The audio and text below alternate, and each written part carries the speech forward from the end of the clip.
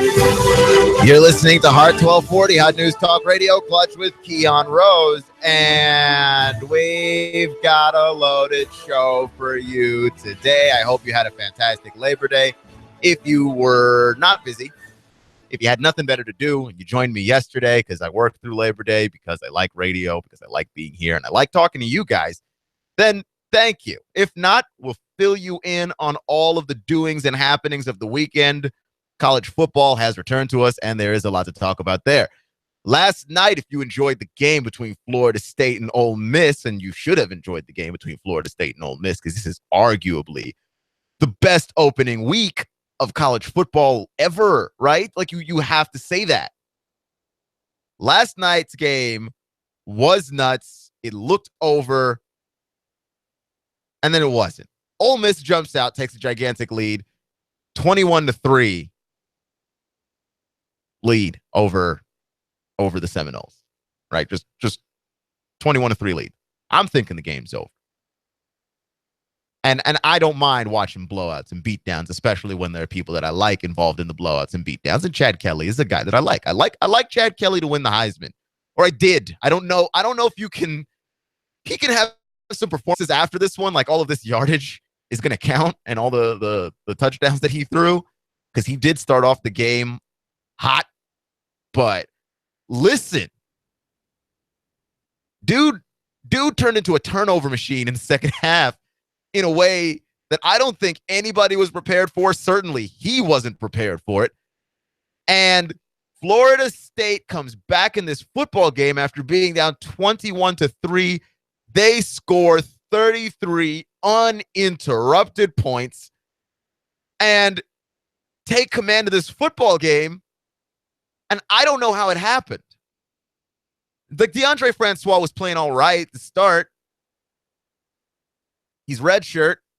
He's making his first start in his hometown in Orlando.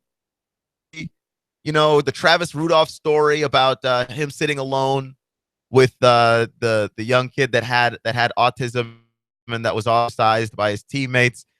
Personalized jersey, and the kid was on the sideline for the game. Like, there's a lot of good vibes surrounding Florida State to start this game, and all of that just went to heck in a handbasket really quickly. It was over so quickly. and the thing that makes that the most interesting to me is how Ole Miss fell apart. And it's not arrogance. Like, it's not like they took their foot off the gas. They just fell to pieces.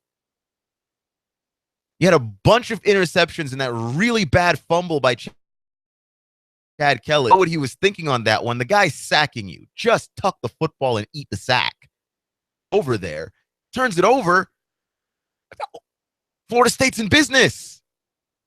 So, yeah, they come away with that win. And that whole game in and of itself was just nuts. And when you add that to Texas and Notre Dame, what Texas A&M was able to do to UCLA, I mean, this is a great opening weekend.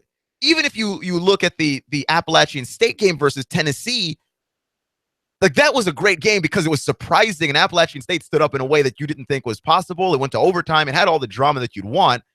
It's just, if you're a Tennessee fan, it has none of the drama that you'd want. None of that is stuff that you like if you root for Tennessee. Not 1 second of that game is stuff that you like. Understandable, but otherwise, like, from a non-perspective, a non-Tennessee perspective, it was an enjoyable game. I mean, it was hard to watch Tennessee, like, struggle to move the ball in that way. Like, I really bought into the fact that they were going to be much better at moving the ball. But in terms of watching the defenses step up for both sides, that long drive that Tennessee had to get back in the game, the deep ball that got them to tie the game up. I mean, it all of it was dramatic and set a great stage. I'm down with that. But, like, that's one story in and of itself, right? Like, the opening weekend was fantastic. Last night's game was amazing. And then you add to all of that the fact that the SEC went 7-7 in the opening weekend, which here's the thing. Okay. There's a lot of pressure being on top. There's a lot of pressure being on top. That when you are considered the best, when you consider yourself the best, when other people consider you the best, they like to watch you fail. And I think that that's something that people have for the SEC.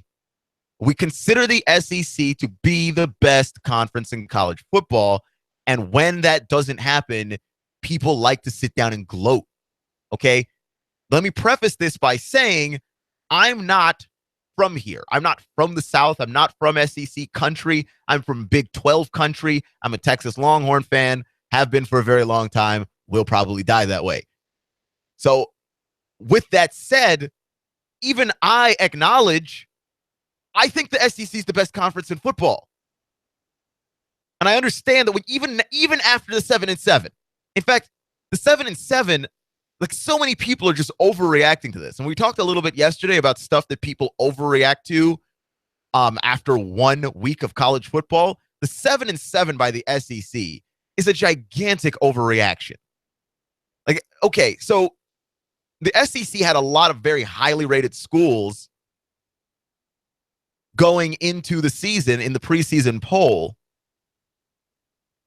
But what does that mean? Why does it matter that the schools were very highly rated? Like I've said this a million times, preseason rankings are rubbish. They're stupid. They don't mean anything. You make a bunch of these sample sizes or a bunch of these predictions on teams for which you have no sample size. None. Like, what is the point of them besides just talking material for talk show hosts like me? That's it. So when Tennessee falls from like 9 to 17, where you could argue they should have been ranked in the first place, but you couldn't know that they were going to be this lethargic on offense, that doesn't make the SEC bad all of a sudden. Like none of a sudden. Especially when you look at how dominant Texas A&M was able to look. Like when you look at how dominant Alabama was able to look. When you look at how solid Georgia was able to look and how dominant Nick Chubb was able to look. That you had Auburn hanging in there against Clemson for some reason. Like this just is not as bad as it looks. It's 1 week of football. Really? Like the SEC, this is how you know your conference is good at football, because only your conference is a conference where you would start the year 7-7 as a conference. You start the year 7-7 as a conference, and that's a story. Not how you finish the year. Not where you wind up in the middle of the year. Not who your top schools have beaten, but that you're 7-7 as a conference. That's the story. And it only matters because people want to prove so badly somehow and for some reason that the SEC is not that great. Which, if that's the case, then how do you explain the Pac-12 just getting smoked by 2 schools? Like A&M had to hold off UCLA, but Trevor Knight was throwing the ball wherever he wanted. Okay, like he threw a pass off his back foot for a touchdown. It's not like UCLA was going to win that game. Trevor Knight was slinging the ball all over the field in roughly any direction he felt like. That's crazy to me. And people still want to sit there and talk about, well, the SEC is not that great of a conference. Why? Because LSU lost to Wisconsin. Wisconsin's a quality football team. Don't get me wrong. I think LSU should have won that game by a lot. Yeah. Look, Leonard Fournette got over the century mark in the game. But Wisconsin played well. Wisconsin played well. They played well enough to win. So I get it. I think I underrated Wisconsin more than I overrated LSU on that one, because like we all know what Brendan Harris is. We were in for a disappointing LSU performance. I did not know we were in for it week one. Couldn't have predicted that one. Mississippi State is trying to replace the best quarterback in school history. Mississippi State's trying to replace, arguably, the best Mississippi State Bulldog in school history. So they end up losing their game. Ole Miss falls to pieces against Florida State. Arkansas barely gets away with the win. Like, here's the thing. Like, some of these wins look really bad. Like, some of these wins feel more like losses. Like, the Tennessee win feels like a loss. The Arkansas win feels kind of like a loss. You only get away by 1 point. And then some of these losses aren't as bad as they look. First off, you're saying the SEC is 7-7, but South Carolina played Vanderbilt. So somebody had to win and lose that game in the conference. There was going to be 1-1 between those two schools unless they played to a tie. So that really doesn't even make sense to include that in your metric. Florida's win, I mean, it doesn't feel like a loss. They did handle business. They beat UMass 21-7, but it was close. It was close until the end there. They beat UMass in the end, but it was a close game for three and a half quarters. I'm going down the list of this stuff, and it's just like, you don't look, if you didn't have a big enough sample size before one game, before 1 week in the season, after 1 week, you still don't have a big enough sample size to declare anything. And that's my favorite part about the college football playoff, is the committee doesn't really start ranking stuff until like halfway through the season. When you've got a sample size, when you know who the contenders are, when you know who the pretenders are, it makes sense. I mean, you wouldn't predict something for which you had no information. Like, you look at a lot of the people who gamble, like people who gamble professionally. People who gamble professionally get a ton of information. People who bet horses and stuff. And I don't bet horses. I don't bet, actually, so I don't really know about that life. But I do know from people who have done it that you look at the track conditions. You look at the pedigree of the horses. All of this stuff. Like, if you're not just showing up to do it for a weekend for fun, right? Like, you just go to the Kentucky Derby just for fun. If you're somebody who does this because that's what you enjoy doing, you gather all the information you can gather. And we're here making preseason predictions based on information we could not even gather, not possible, and then blaming the teams that lose or didn't look as good as we thought they were going to look for being overrated when we rated them. So how does that work? Honestly, how does that work? It doesn't make any sense to me. So you got your SEC haters. They're everywhere. They're hell-bent on this idea that the SEC is not the best conference in college football. But I'm looking at what Alabama's done. I'm looking at what Texas A&M's done this weekend. I'm looking at what Georgia's done. And there's no way I can say that. The top of the conference is loaded. The middle teams, which, I mean, you would have to probably lump Tennessee in a middle team right now because that's the way that they played. And until we see them play against Virginia Tech, which is going to be a primetime game, by the way, Vols fans, I really don't want the Vols to embarrass us all on primetime. Because, I mean, that's going to be, you're going to get the game day treatment. You're going to get the night game treatment. This is it. America's going to be watching you. Can't embarrass yourself. And if your argument is that, okay, maybe Tennessee overlooked App State, all right, fine. Then there's no reason that they should overlook Virginia Tech on this stage.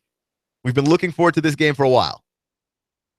This is supposed to be the most attended college football game in the history of ever. So, I mean, if that's your excuse, if your excuse is, look, they just overlooked these guys, fine. but then show up against Virginia Tech because that's a good football team. Show up against Virginia Tech because it's on primetime television. Show up against Virginia Tech because you're playing at a neutral location, and that neutral location is in a storied NASCAR track. You're just going to have to show up for this one. If you believe that this is what Tennessee is, then I'm worried. I'm a little worried. Okay, because Virginia Tech, overall, a little bit more talented than App State. Obviously. So, Tennessee, got to show up for that one. But I would put Tennessee as a middle team, as I would Florida, as I would Georgia. Not sure what Auburn is, not sure what LSU is. Like, LSU is going to be bad at offense. And I like how Les Miles is having Cam Cameron move up to the box. We didn't get enough information from the box. Really? You didn't get enough information from the box? Is that, what the heck did you bring Cam Cameron in there to be the OC for? What did you bring him in to be the OC for?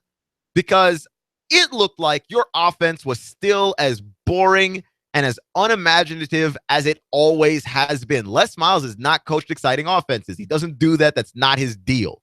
My thing is, if you're going to, shove out some boring, non-committal offense to us, at least recognize that your quarterback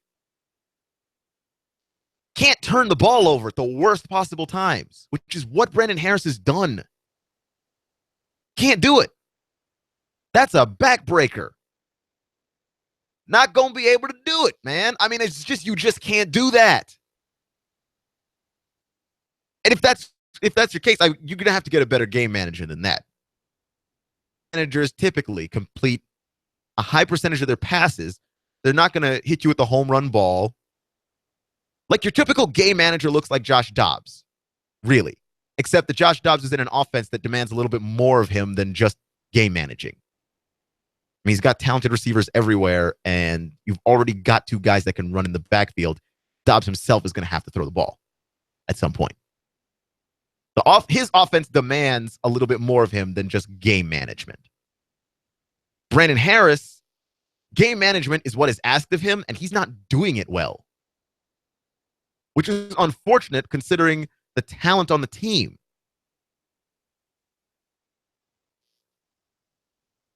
Your team is not scoring points when your defense scores and you're not hitting 20.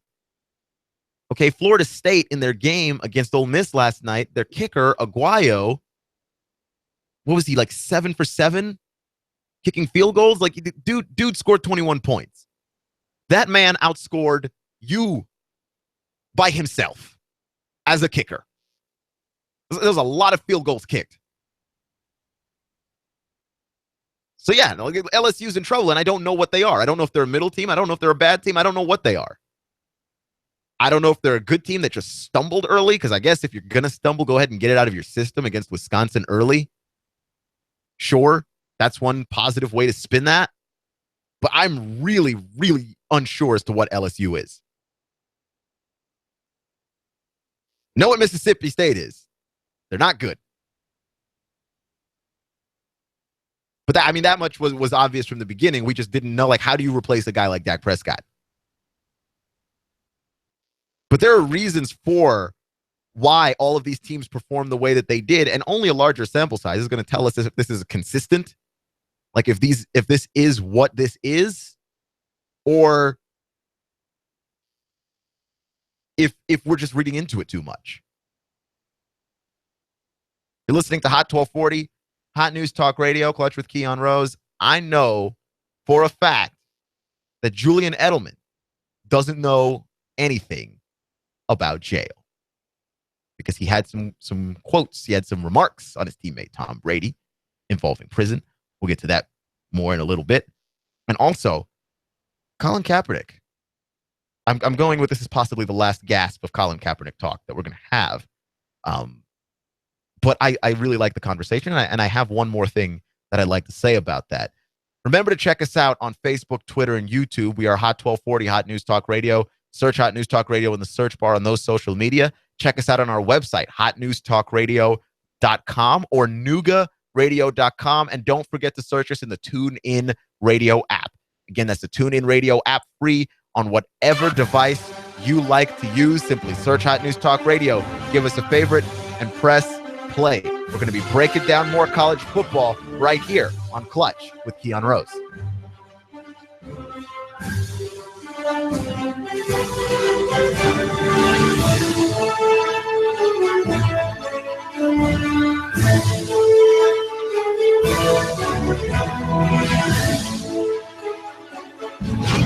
Wars come and go, but my soldiers stay eternal. Now you can listen to Hot News Talk Radio anywhere, streaming live at noogaradio.com. That's noogaradio.com. Hot News Talk 1240. With every election, the government always gets in. You're right to be angry. We have no free market, red tape everywhere, taxes crushing. There's no level playing field. Tomorrow may be a day of reckoning, but there is something you can do. It's personal safety, personal security, shooter supply and indoor range. Find the handgun or long gun suitable to you. Take a concealed carry permit class. Use Shooter's roomy indoor private shooting range. Get expert personal advice. Shooter Supply fights boldly against big boxes. It helps people understand firearms. A free republic has become a despotism. Let them choke on their swag. For us, we invest in personal safety. In the Second Amendment, fight back, shop local. The country is in a desperate situation, but you don't have to be. Shooter Supply, love your neighbor, buy local. 875-4868, 875-4868, shooters-range.com. Shop shooters-range.com. Think about the future. What about your kids? Hi, this is Mike at Wholesale Liquidation, Highway 58, next to Taco Bell, featuring over 6,000 square feet of unique and everyday wholesale items, discounted at, get this, 50 to 75% off of retail, from new and pre-owned tools to chainsaws and auto accessories. Wholesale Liquidation, Highway 58, next to Taco Bell. Rumble in today to Diesel Off-Road Tech for a free diesel engine diagnostic to see what's holding you back. Your 4x4 is gasping like an old lady. It's hesitating. How can you possibly be the man you want to be? Diesel Off-Road is ready for you. 8 bays, 8 techs, plug in, get the $100 diagnostic of your major machine now. A bumper-to-bumper analysis with factory software tools. Free if you mention Cowherd or Hannity. Absolutely no charge.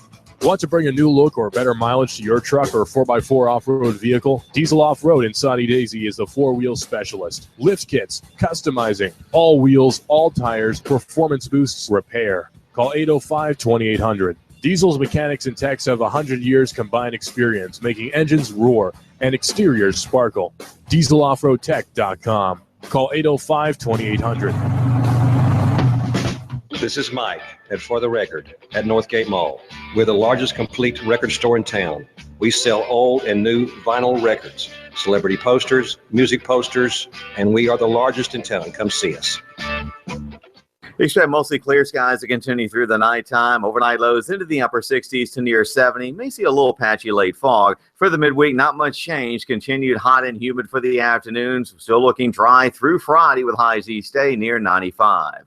For lunch or dinner, come to Guthrie's, home of the original golden fried delicious chicken finger with their special sauce. Open daily, locations in Trenton, Signal Mountain, Ringgold, and now 5203 Brainerd Road. That's Guthrie's. In I-1412, Chief Meteorologist Patrick Core. On AM 1240, Hot News Talk Radio. You give us 12 minutes and 40 seconds, we'll give you Chattanooga and the world. Hot News Talk 1240.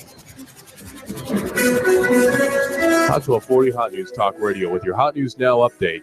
A shooting outbreak in Chattanooga. 2 confirmed dead, several other hospitalized after multiple shootings in the Chattanooga area. On Pinewood Drive in East Brainerd, 3 people were fired at. 2 people are dead, 1 hospitalized. No suspect information at this time. This happened on Labor Day.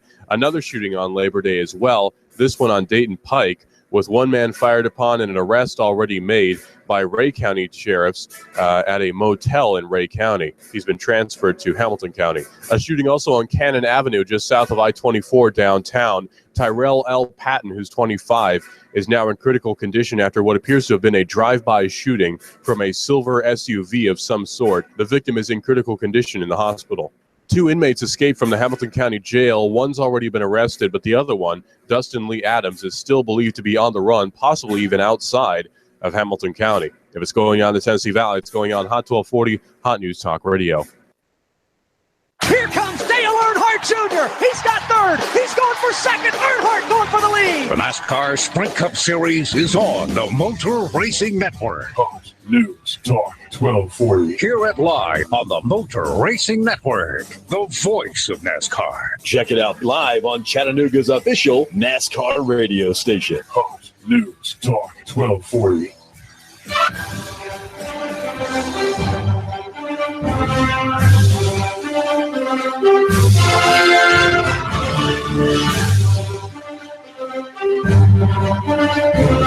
You know what is a disturbing trend to me in college football? And maybe that's just the way the game is going, though I don't see it. Quarterback rotation. I don't understand quarterback rotations. I don't get them. And maybe somebody can enlighten me. The Hot News hotline is 423-800-8949. That's 423-800-8949. Quarterback rotations. I don't get it. Flip-flopping between a quarterback to me in a game doesn't make any sense. I get that it's a thing in baseball. You know what I mean? Like, you've got your starting pitcher, you've got your reliever, maybe middle reliever, then you got your closer. Okay, but you've got to watch the pitch counts in baseball. Some guys don't have the arm to go all 9 innings. Not everybody gets to be Madison Bumgarner. That's just how that works. Okay, not everybody's Clayton Kershaw. You're going 1 through 9. Okay, that's most people aren't that. Most people will go for 6 or 7. Okay, that's how that typically works. So I'm seeing this in football, at least in college football. You're never going to see this in the NFL, I don't think.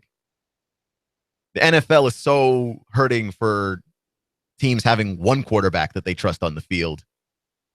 God forbid you even find a second one. You keep that guy on the bench in case your first guy gets injured. We're never going to see quarterback rotations in the NFL, but in college football, where the game is a little bit simpler, where if you've got great legs, you can run around, you've got an opportunity to impact the game in that way without really being able to throw the ball.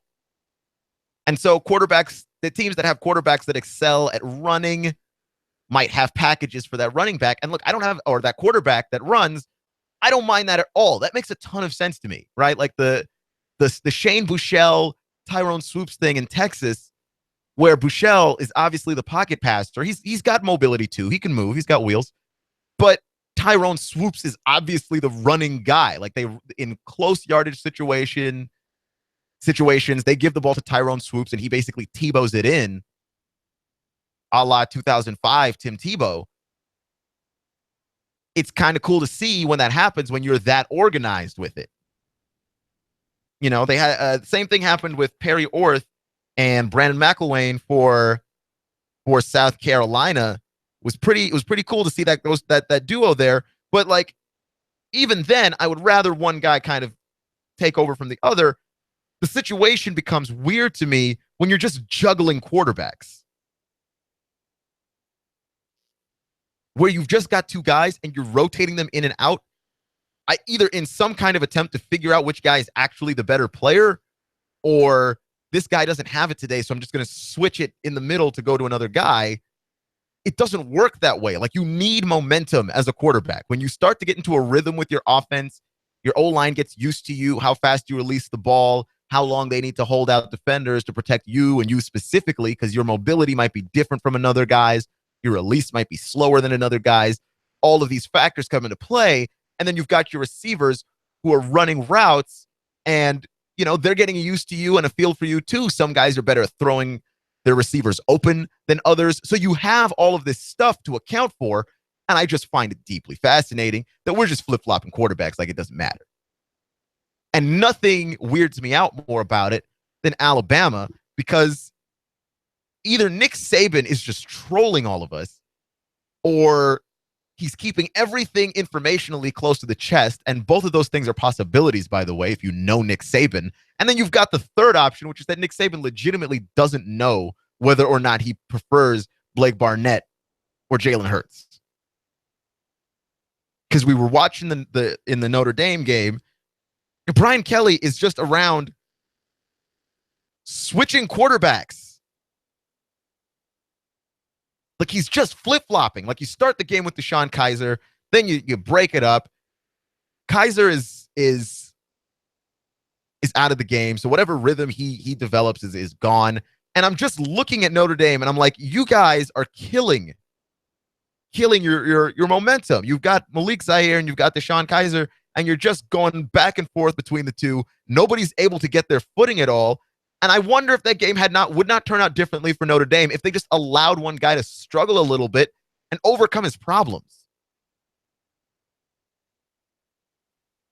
You got Grayson Lambert and Jacob Eason, which is interesting. But Eason came in and then looked like a freshman, and then all of a sudden didn't look like a freshman for a few plays. For a few plays, he looked pretty darn brilliant. But are you still going to go with Grayson Lambert because you're afraid of starting the freshman? Like, how long before we just go ahead and say, you know what, Jacob, this is yours? Hand him the keys to the Ferrari and let him drive it. Because to me, if you get Jacob Eason, who's weathered a little bit, then there's no reason to believe he can't be the guy and be the guy pretty quickly. I mean, he was starting to get the hang of it in the game. You saw it.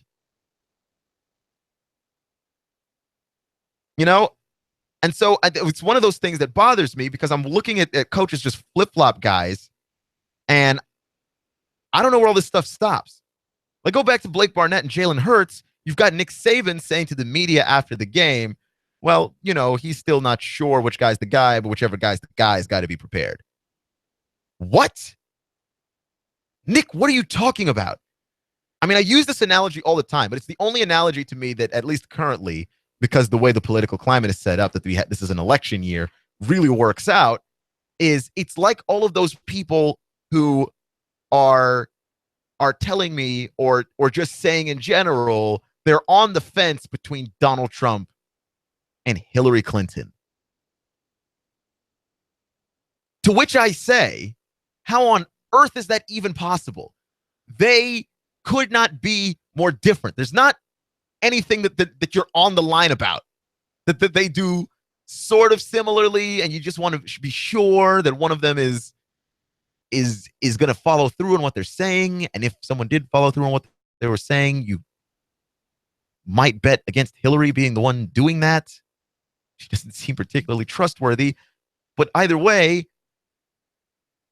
you're not on the fence with Trump or Clinton. You either know who you like. You either know you like Clinton. You either know you like Trump, or you either know you like neither. Like, those are your options. You don't get to be on the fence with, like, if you don't know by now, because we're like 9 weeks away from the election. If you don't know by now which of those two human beings you would rather have be president of the United States, what are you doing? Like, how have you gotten this far? Like, I know who I prefer. Neither. Like, I don't like either of them. Okay, I don't trust either of them. The point is, like, I know this already. There's nothing up for debate here. There's nothing up for debate. You know already, right? It's not like a race between a couple of local politicians where I mean, let's be honest, none of us pay attention or as much attention to local politicians as we should, because that's what has the most impact on us. Our local politics actually has more impact on us than anything that the president can do. The president can promise you more jobs. The president can promise you reform. The president can promise you tax cuts. The president can promise you whatever. The president doesn't have the power to do half the stuff they're promising you, which is what made Bernie Sanders and his emergence kind of ridiculous. Is that, like, all the things that Bernie wanted to do, his heart was in the right place. Stuff's not feasible, bro. It's just not feasible. So you've got all this stuff. President doesn't have that much control, but at least when you're looking at the local stuff, like, okay, I don't know what these people necessarily stand for, because I haven't been hearing about them nonstop on Fox News, CNN, whatever, for the past like 90 days. So I don't maybe know my local alderman as well as I should. But when it comes to Trump and Clinton, how long have you been hearing about them that you don't know by now? Like, you're not an independent at this stage in the game. We're after Labor Day. The election is around the corner. You got to come to grips with the fact that if you think you're an independent right now, you're lying to yourself. You know in which direction you lean. Probably you're going to vote for the party you voted for the last time you went to go vote. Probably. Because that's the party you identify with. Unless you're one of those never Trumpers, in which case I don't know what to tell you. And your options are fairly slim at this point. That's like flip-flopping quarterbacks to me. That's like flip-flopping quarterbacks. Like these guys, you've been watching them in training camp. You've been watching them all off season. You know what they're capable of. Okay, then you've got a guy, especially a guy like Jalen Hurts, who definitely was the story of Alabama USC, because Alabama started off a little bit slow. Then you get Jalen Hurts in the game, and his first snap in the game, he fumbles the ball away, and you're like, well, never mind. We thought we were going to put the freshman in here. That's obviously a bad idea. And then dude starts balling out. Okay, and he's got mobility. He's got a strong arm. He seems to have great vision of the field. It's like everything that Alabama ever wanted in a quarterback and hasn't had since Joe Bloody Namath. Yeah, that. He did all of that. And then Nick Saban's out here like, well, we don't know. We're just going to have to go with whichever guy is more prepared. The guy that won you the game is more prepared, Nick. So either he's just yanking our chain or he really doesn't know. And I don't know which one is more upsetting. Did Nick Saban just kind of gets off on yanking everybody's chain? He just kind of gets off on like making us all guess what it is that he's thinking? Or that Nick Saban legitimately doesn't realize that Jalen Hurts is obviously his best option at quarterback? Because Blake Barnett didn't look bad in garbage time, but that's garbage time. I'm just all shades of confused on that one. What are we doing? Why are we rotating quarterbacks around like this? Like it looks bad. And like, especially in the Vanderbilt game, you're just flip-flopping guys around, right? Missouri has got Drew Lock and Marvin Zanders. Zanders was more of a running type quarterback. Like those were the packages that they had for him. The issue with Marvin Zanders as running is that he wasn't particularly successful. And Drew Lock looked okay. Like, why bother with the momentum of Lock to introduce Zanders, and then on top, he's one-dimensional. Like, you're under no delusions that he's going to throw the ball ever. And as a runner, he's all right. Just kind of makes no sense to me. You know, and then you had what was it? Kyle Shermer and Wade Freebeck, the two of them combining for a horrific 34.8% of their passes. I mean, it couldn't look worse. And the only thing worse than all of that was somehow Gus Malzahn going with Sean White, Jeremy Johnson, John Franklin III, all of them, and not sort of having any rhyme or reason to what it was that he was doing. Like, there didn't seem to be any plan. Like, we thought Sean White was the guy, and all of a sudden, he's cycling through all three of his quarterbacks. Like, Gus doesn't seem to realize that his job might be gone before the season's over. I don't know if sticking with one guy would have given Auburn a win there, but they were close in the game, and I don't know if the switching with the quarterbacks had them to be that close or whatever. But I will say this. You have an entire offseason to look at the guys. You say Sean White's your guy. Stick with Sean White. Because nobody's got rhythm now. You're splitting time between three guys who, by the way, finished 15 of 30 passing, 175 yards, no touchdowns, 2 picks. And then also collectively, they lost 20 yards on 10 rushes. Gee whiz, man. What are you doing? Like, I think everybody realizes that Gus Malzahn's job is almost gone, except for Gus Malzahn. You're listening to Hot 1240, Hot News Talk Radio, Clutch with Keon Rose. I will say the last word on the Colin Kaepernick thing. This is going to be the last time I talk about it. I promise. Sort of. Okay, that's not a promise. I can't promise you that. Because if another thing develops that's super interesting, I'll be right here talking about it. But I find everyone's reactions to Colin Kaepernick to be interesting because we're acting like somehow the sky is falling because the guy didn't stand during the national anthem. But everyone's reactions are showing that America's pretty healthy. Colin Kaepernick gets to not stand during the national anthem because he didn't feel like, the flag. He didn't feel like the anthem. He didn't feel like these symbols were living up to the America that we believe in. He's not trying to disrespect the ideal. He's trying to demonstrate the reality. That's what the point of the protest was, right? And I have no problem with that. But the people who do have a problem with that, I can understand where the disrespect that you feel is coming from. I understand it. I like America too. All right. I wasn't born here, but it's been great to me since I've been here. All right. I like this country. I'd rather not leave if that's okay with the rest of y'all. I hope that you like me enough that you think I should stay here. I like America. I like America an awful lot.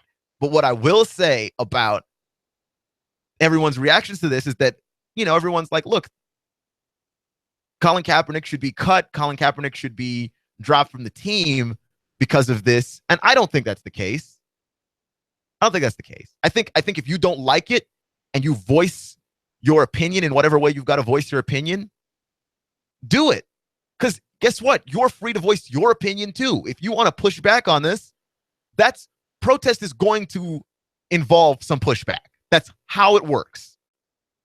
And if you are one of the people who feel offended, okay, and want to push back, push back. Nobody's got any problems with you. We're not going to be having any 49er games on this station. And I learned this today. We're not going to have any 49er games on this station until Colin Kaepernick's not on the team. Which is not going to happen because if they release Colin Kaepernick, they're going to owe him a substantial amount of money. And they would rather not do that. They would rather just have him on the team uninjured so that they do not have to pay him extra. That's just how that's going to work. But still, I respect the sentiment. I don't necessarily agree. I don't think, in the grand scheme of things, the San Francisco 49ers have enough weight that if we're not playing them on the station, that we even affect anything or make any particular kind of statement. However, I respect the decision. If that's the pushback that Mike wants to give here at the station, then hey, I'm cool with it. Like that is his decision. It's America. He gets to do that as well. And all of this is healthy discuss. All of this is healthy conversation. All of these reactions are allowed constitutionally. And you've got some coaches, you got a Team USA hockey coach saying if any player sits down during the national anthem, they're going to be benched. Well, hey, if he's got the ability and the lateral decision-making to make that call and can enforce it, then I don't have a problem with that either. The ability to react to people reacting is also a right. Okay. You're listening to Hot 1240 Hot News Talk Radio, Clutch with Keon Rose. Make sure to check us out on Facebook, Twitter, and YouTube. I cannot stress enough that checking us out on hotnewstalkradio.com connects you to us in a way never before seen.